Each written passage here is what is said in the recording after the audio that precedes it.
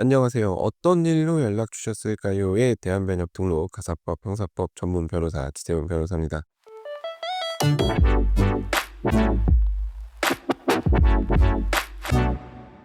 자, 오늘은 부동산 거래에 있어서 관례에 대해서 한번 얘기를 해보려고 합니다. 최근 들어서 부동산 거래에 동석해달라는 요청을 종종 받습니다. 근데 부동산 거래할 때 변호사가 뜬금없이 동석을 하면 분위기가 사실 말이 아니게 되죠. 불쾌해 할 수도 있고, 이거 뭐 계약을 하자는 거냐 말자는 거냐라는 얘기까지는 안 하겠지만, 속으로 그렇게 생각을 할 수 있죠. 그리고 이게 이제 상대방뿐만 아니라 부동산 중개해 주시는 분들 입장에서도 상당히 불쾌해 할 수 있기 때문에 제가 이런 요청을 받은 경우 충분히 설명을 드립니다. 변호사가 간다고 해서 장땡이 아니다. 변호사 없이 해결이 가능한 상황인지, 그리고 변호사 동석을 원하시는 이유가 무엇인지, 그 변호사가 동석을 했을 때 어떤 상황이 벌어질 수 있는지, 이제 여기까지 말씀드리면 사실 알겠습니다 하고 이제 다른 분 알아보러 가시긴 하는데, 제가 어떤 상황이 벌어질지 뻔히 아는데 그거를 그냥 알겠습니다, 시간 되니까 가드릴게요 하기에는 제 양심이 좀, 그리고 만에 하나 진짜 변호사가 동석을 해서 이런저런 얘기하다 계약이 파토가 나면 그 뒷감당도 쉽지가 않거든요. 그래서 이제 이런 의뢰가 들어오면 변호사 동석을 왜 원하시는지 뭐 이것저것 확실하게 여쭤본 다음에 동석을 해드립니다. 물론 비용도 적지는 않아요. 이게 그냥 가서 제가 옆에 앉아 있어서 끝나는 게 아니거든요. 결국에는 계약서 내용도 다 검토를 해야 되고, 여러 사람, 상대방뿐만 아니라 이 부동산 중개업자분들이랑도 신경전을 벌여야 되고, 이러기 때문에 비용이 적지는 않아요. 그러니까 비용 말씀을 드리면 안 하겠다라고 하시는 분들도 꽤 계시죠. 근데 이제 제가 해드리는 역할이 적지 않다고 생각하기 때문에 저는 그만큼의 비용을 말씀드리는 거고, 또 흔쾌히 오케이를 하시면 제가 최선을 다해서 도와드리거든요. 그럼 또 만족하시고 뭐 이렇게 진행을 하고 있습니다. 근데 이제 제 입장에서도 그렇죠. 이게 단순히 원룸, 오피스텔, 월세 계약하는 게 아니라 진짜 몇십억 하는, 실제 요즘에는 몇십억 하죠. 그런 아파트 매매 계약을 체결하는데 이런 거에 돈을 아까워하시면 사실, 돈을 아까워하시면 나중에 문제 생겼을 때 그때 가서 변호사를 찾으시면 오히려 더 비용이 들고 머리 아플 수 있는데, 근데 이제 설마라는 생각을 다들 하시니까 이 설마에 또 돈을 쓰고 싶진 않은 심정을 제가 이해 못하는 바도 아니긴 합니다만, 그래도 돈을 확실히 써서 머리 아픈 거를 미리 덜어내는 게 훨씬 이득이다 이런 생각을 합니다. 실제로도 많은 분들이 덕분에 마음 너무 편하게 계약을 했다, 앞으로도 좀 걱정이 없을 것 같다 이런 말씀을 하시거든요. 실제로도 그렇고요. 하지만 그럼에도 불구하고 변호사가 계약 현장에 동석하는 건 아직까지는 일반적이지 않기 때문에, 뭐 워낙 요즘은 변호사가 많으니까 이제는 양쪽 다 변호사 끼고 나타나서 막 부동산 계약을 하고 이런 날이 올지도 모르겠어요. 부동산 중개업자분들이 계신데 왜 변호사를 끼고 하느냐라고 말씀을 하시면, 그 부동산 중개업자분들이 솔직히 말씀드려서 법을 완벽하게 숙지를 하고 계약서 문구에 신경을 쓰고 이렇게까지는 안 하시거든요.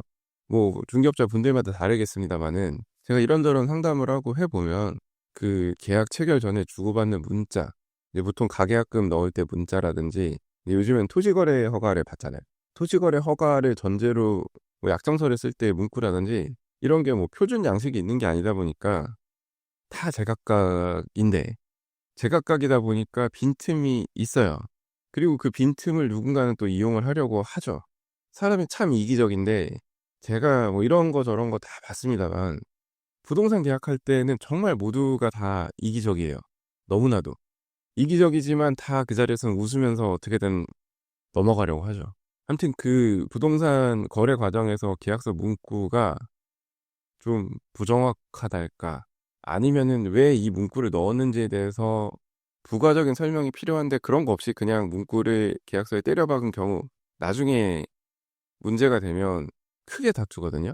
물론 문제가 안 되는 경우가 많고 그냥 좋게 좋게 넘어가는 경우도 있습니다만, 제가 보는 건 문제가 생긴 다음에 저한테 오셔가지고 상담받는 분들의 사례이니까 이제 그런 경우를 보면 아니 왜 이걸 이렇게 썼을까라는 생각을 할 때가 많죠. 솔직히 처음부터 그냥 저한테 조언을 구했으면 이런 말도 안 되는 조항, 터무니없는 조항은 넣지 말라고 말렸을 텐데 이런 생각을 하게 되는 경우가 많습니다. 근데 이제 이 부동산 계약이라는 것이 미리 계약서 초안을 작성해서 서로 주고받고 그다음에 인제 만나서 도장만 꽝 찍고 하면 참 좋겠습니다만 실제 그렇게 하지 않죠. 그냥 가계약금 뭐 찔러 넣고 계약 날짜 잡아서 만나기로 하고 이제 이 계약 날짜 잡아서 만나는 것도 쉽지가 않죠. 보면 막 가계약금 넣고 계약 날짜를 미루는 것부터 혹은 땡기는 것부터 매수인과 매도인 사이에 신경전이 벌어지죠. 그놈의 출장은 왜들 그렇게 가시는지, 급한 일은 왜들 그렇게 생기는지, 뭐 다들 바쁘시겠습니다만 회의를 막 몇 시간씩 하시고 연락이 안 되고, 아무튼 우여곡절 끝에 계약 날짜를 정해가지고 만나서 그 자리에서 갑자기 듣도 보도 못한 요구사항을 얘기하고 그 계약서에 적으려고 하고 이런 상황이 벌어지죠. 근데 이제 그 자리에서 계약을 깨겠다고 쉽게 말하기도 어려운 게, 이거 내가 계약 이렇게는 못하겠다고 얘기하면 내가 배액 배상해 줘야 되는 거 아니야? 혹은 내가 계약금 포기해야 되는 거 아니야? 뭐 이런 생각을 할 수 있죠. 이게 한번 돈이 오고 간 경우에는 말처럼 간단하게 계약이 깔끔하게 끝나지 않아요. 이제 돈을 받은 매도인 쪽에서는 최대한 돈을 돌려주지 않으려고 하고 또 매도인 잘못이라고 주장하는 쪽에서는 이미 지급한 돈뿐만 아니라 그거의 두 배를 내놓으라고 막 요구를 하고 그러다 얼굴 붉히고 내용 증명 오고 가고 하는 경우가 참 많습니다. 또 이때 중개업자분이 가운데서 잘 조율을 해 주면 좋겠지만 어차피 파토가 나서 가능성이 없어 보이는 계약, 이 계약에 얼마나 신경을 또 써 주겠습니까? 이게 뭐 계약이라도 돼야 중개보수를 요구를 하고 할 수 있는데 계약된 이후에 뭐 지지고 볶다가 깨지면 그거는 매수인 매도인 사정이니까요. 엄밀히 말해서. 뭐 일반적으로는 잔금 치를 때 중개보수를 지급합니다만 이제 계약서 내용을 잘 보면 이 계약을 체결함으로써 뭐 중개보수는 지급해야 된다 이런 내용이 들어가고 뭐 이제 그런 걸 설명하고 하시죠. 그래서 실제로 계약이 이제 빠그라진 경우에 우리는 다 할 만큼 했으니까 중개보수 달라. 아, 나 못 주겠다. 뭐 이러다가 서로 다투고 지급명령 신청하고 민사소송 걸고 뭐 이런 경우도 종종 있어요. 이제 법적으로 따졌을 때는 계약 성립까지만 시켰으면 부동산 중개업자에게 보수 청구권이 인정이 되기 때문에 뭐 전액이 인정이 안 될지언정 어쨌든 어느 정도의 보수는 줘야 되기 때문에 뭐 중개업자가 중간에서 얘기를 잘못 전달해서 혹은 어떻게든 계약 성립시켜 놓고 나 몰라라 해서 계약이 깨졌다. 이런 주장을 하더라도 뭐 중개업자의 보수 청구를 전부 거절할 만한 사정이 된다고 법원이 보지는 않을 겁니다. 아무튼 계약이 체결이라도 돼야 이렇게 중개보수 가지고 뭐 다툴 수가 있는데 계약 체결 전에 이제 계약 체결 장소에서 계약이 엎어져 버린 경우에는 부동산 중개인도 어느 정도 이렇게 중재를 해주는 척 하다가 이게 계약이 안 될 것 같으면 손을 놓는 경우가 많아요. 그리고 보통 이런 경우는 매수인 편을 들지 않고 매도인 편을 들죠. 왜냐면은 자기는 그 물건을 팔아야 되니까. 그러니까 매수인한테는 뭐 소송을 하던 해가지고 돈 청구하세요 하고 그 뒤로는 연락을 차단을 하고 뭐 이렇게 되는 경우가 많습니다. 뭐 황당하지만 사실 이해 못할 바도 아니죠. 어떻게 사람이 그러냐라는 얘기를 할 수는 있겠지만 또 그렇다고 해서 지금 당장 뭐 수수료도 주지 않는데 이거 책임져라 하기도 좀 애매하죠. 시간은 피차 날린 거고 어떻게 생각해 보면. 그리고 이제 누구 한 명의 잘못만으로 계약이 깨졌다고 단정하기도 어려운 경우도 많고요. 그러니까 요즘 많은 분들이 저한테 연락이 와서 부동산 거래 현장에 따라달라고 하는 게 이 계약 장소에서 터무니없는 요구를 하는 경우가 너무 많기 때문이에요. 이제 그 터무니없는 요구를 할 때 중개해 주시는 분이 누구 한 명의 편을 들면 분위기에 휩쓸리다가 하다 도장을 찍게 되니까 그런 거를 좀 안 하고 싶어 가지고 같이 따라가 달라고 하는 건데 이제 거기서 "나는 그거 못 하겠다." "노." 하면 "아 그래요. 뭐 어쩔 수 없네요." 하고 도장을 찍는 게 아니라 "아니 이거는 당연히 해 줘야 되는 걸 왜 안 해 준다고 하느냐."라고 압박을 하면서 "이거 때문에 계약이 깨지면 당신 탓이라고." 막 하고 이런 상황이 벌어지기 때문에 이제 저를 찾아서 인터넷에 글 보고 찾아오셨다고 하는데 저를 찾아오셔 가지고 계약 등록하는데 좀 같이 가달라고 말씀을 주시는 건데, 이제 제가 가야 이 요구가 얼마나 터무니없는지 혹은 법에 근거가 없는지 이런 얘기를 드릴 수 있기 때문에 이제 계약 장소에 가서 종종 도움을 드리는데, 이제 제가 신경 쓰는 건 뭐 법적인 근거를 따지고 뭐 이런 것도 중요하지만 서로 감정 상하지 않는 것도 중요하거든요. 변호사가 가서 이거 법대로 합시다 하면 계약하지 말자는 소리고, 사실은 오히려 이제 당사자분을 말리는 역할을 제가 하죠.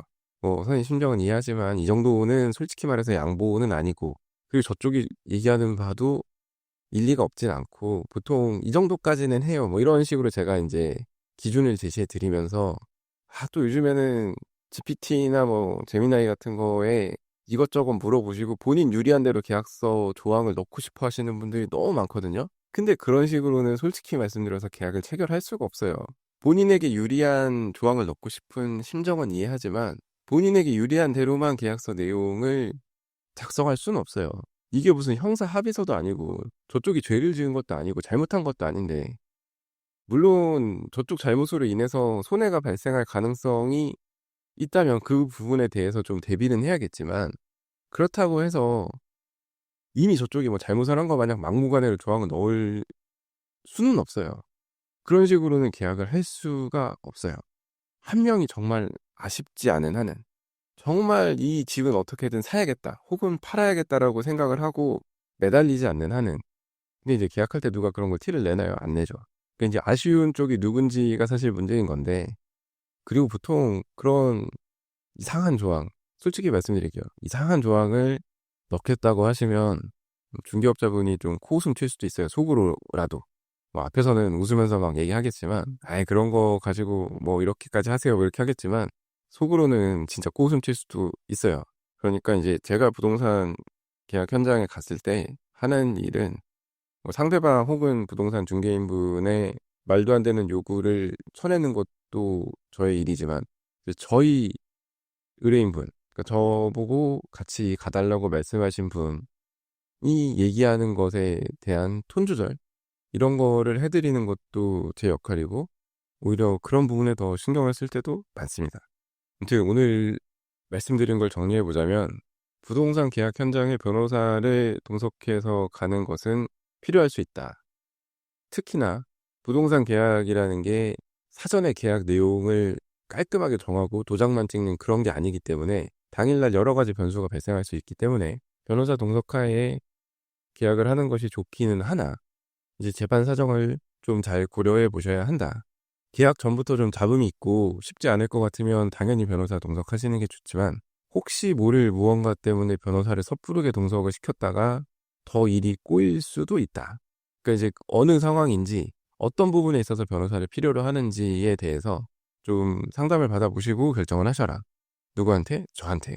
저 지세훈 변호사한테 상담을 받고 결정을 해보셔라. 이런 말씀을 드려봅니다. 자, 오늘 제가 준비한 얘기는 여기까지이고요. 오늘도 끝까지 들어주셔서 감사합니다. 자, 다음 에피소드에서는 더 흥미롭고 유익하고 현실적인 그런 법률 이야기로 찾아뵙도록 하겠습니다. 이상 대한변협등록 가사법 형사법 전문 변호사 지세훈 변호사였습니다. 감사합니다.